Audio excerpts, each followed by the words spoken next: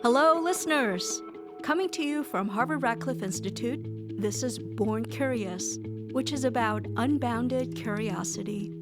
I'm your co-host, Heather Min. And I'm your co-host, Ivelisse Estrada. In each episode, we bring you a taste of the kind of work happening here at Radcliffe. And today we're sharing one of the lightning talks that were delivered at the Institute's 25th anniversary celebration. Each talk is a standalone jewel on a broad topic delivered in 7 minutes by an expert in the field. I like to think of these mini podcast releases as fun-size episodes. A bit of background. Durba Mitra is an American historian and the Richard B. Wolff Associate Professor in Women, Gender, and Sexuality at Harvard. She was a Carol K. Fortzheimer Assistant Professor at the Radcliffe Institute and a Fellow in 2018 and 2019. And she also served as an interim faculty director at our very own Schlesinger Library. Her research sits at the intersection of feminist and queer studies, and her scholarship explores the history of sexuality in the Global South, histories of science and social science, and the politics of gender. Thanks, Ivelisse. Let's listen in.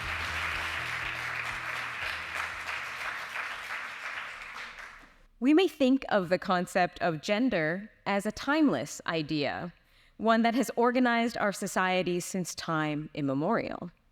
It may surprise you then that gender is really quite a recent invention.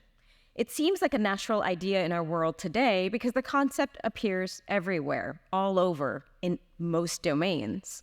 We see the term in national census data, in really every kind of paperwork that we do for doctors, for schools, to get our driver's license. Often in government data, international organizations, in social research and political movements, the term gender has been used as a substitute for the category of women. In phrases like gender equality and gender empowerment that actually focus on women and their rights. For researchers like me, gender is about the social dynamics that define changing power structures organized around the social enforcement of the binary of man and woman. But in the recent past, gender has taken a far more insidious turn in the fear-mongering rhetoric of authoritarian states and zealots who condemn gender ideology, as feminist philosopher Judith Butler explains. Gender today, particularly fear about its changeability, is used to stoke anxiety and terror, to foment panic, to control and police the bodies and lives of women and sexual minorities. In other words, policing one's gender has become essential for authoritarian politics in the 21st century. Now, the term gender was first used regularly by medical professionals in the mid-20th century at Johns Hopkins, who sought to assign a singular assignment of sex to children born intersex, as explained by former Radcliffe Institute fellow and historian Jules Gill Peterson. As her research reveals, the concept of gender was created to assign social characteristics that enforced a false biological binary on people who were never binary in the first place. Yet even if the concept of gender is a relatively recent invention, the organization of societies by and through binaries of sexual difference is not. Indeed, the origin of the idea of gender has a much deeper history.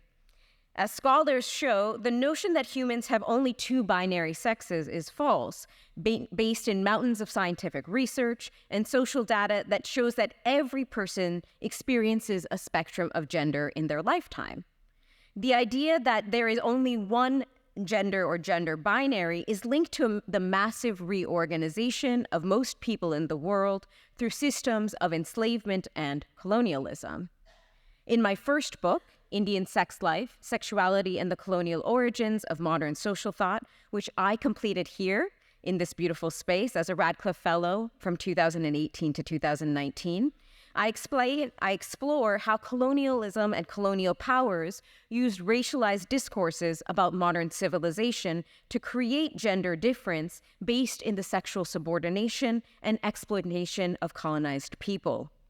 Colonial states created systems of law, science, and knowledge that reinforced the gender binary and forced heterosexual marriage on people and criminalized many communities, from women who sought to control their sexuality to queer and gender nonconforming people. The colonial binary of gender became central to the locus of power for modern states. By the 1970s, the term gender came to assume the meaning we ascribe to it today, the many psychological and social dimensions of sex. In my second book, which I began here as a fellow, The Future That Was, I analyze a world of research conducted by women from across geographies from the global South who transform how we understand the term gender through a new politics of international rights and development. I explore how and explain that through years of research and writing, third world women, self-described, and women of color, often Bunting Fellows in the 1980s, contested and critiqued gendered power at a scale never seen before. Women from around the world gathered together at international conferences. They built infrastructures of research on gender in every field, from economics, like we saw yesterday, to public health, to law, to economic policy and politics. Women from the global South, once deemed people without rights, wrote thousands of research studies that exposed the systematic subordination of women and gender minorities in their societies. They appeared on the international stage and changed the very measures we use to study and understand the development and the progress of our world. These global projects challenged gendered power, ideas of war and violence, and built new visions of freedom and liberation for women and LGBTQ people by challenging the term gender itself. Gender is thus foundational to power today. The forced policing and violent enforcement of gender as solely a biological binary between man and woman is a profound threat to the very heart of democracy and the right to bodily autonomy, self-determination, and full citizenship. If you have one takeaway from my brief reflection on the category of gender today, it is this. Gender is not a pre-existing thing in the world, in my body, a fact, a box to be checked on a form, a natural essence, a reductive idea of the biological difference between man and woman. Rather, gender is a site of imagination, of political contestation, of defiance. It is a concept in flux, one constantly being reimagined. Rethinking the gender binary, experimenting with the limits of gender, transgressing the bounds of the enforcement of binary gender, and exposing the way gender is wielded for anti-democratic politics, that is how we, today, make possible survival for the future. Or, in the words of the extraordinary poet Lucille Clifton, "Won't you celebrate with me what I have shaped into a kind of life? I had no model. What did I see to be except myself? Come celebrate with me that every day something has tried to kill me and has failed." I want to say thank you to Dean Brown-Nagin and the Harvard Radcliffe Institute for making this beautiful world of ideas. That concludes today's program. BornCurious is brought to you by Harvard Radcliffe Institute. Our producer is Alan Grazioso. Kevin Grady, Anna Soong, Productions, Inc., And Cabin 3 Media provided editing and production support. Many thanks to Jane Huber for editorial support.